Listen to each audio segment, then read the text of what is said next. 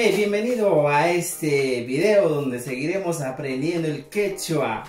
En esta ocasión vamos a aprender un poquito más de los posesivos, pero en este caso vamos a aprender los posesivos en la segunda persona para decir, por ejemplo, tu casa, tu carro, tu perro, tu gato.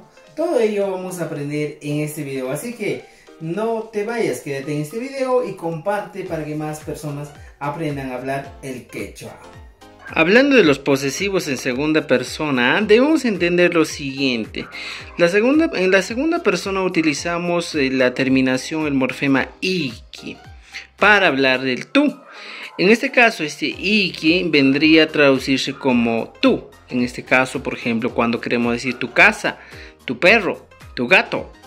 Y para ello vamos a aprender un poco de algunos animales que nos van a ayudar a entender un poco más. En este caso, Michi es el primer animal. Luego tenemos Alco. Vamos repitiendo, Waka. Luego tenemos Cuchi, Anka. Y por último, Hualpa. Este sería un grupo de términos referidos este es un grupo de términos donde se menciona animales, 6 animales. Ahora, ¿qué vamos a hacer para poder utilizar el posesivo? Simplemente copiamos lo mismo a este lado y ponemos Michi. Lo mismo Alco, Waka, Cuchi, Anka, Hualpa.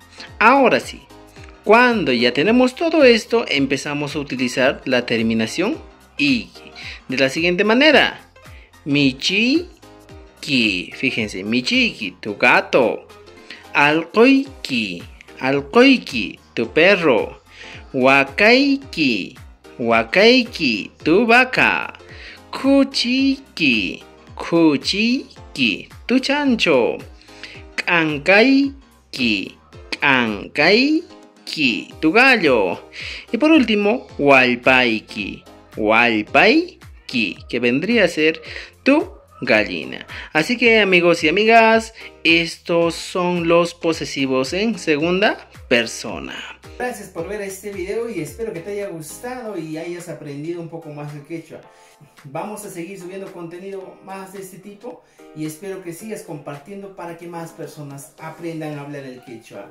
No jabanca, tu pananchiskama.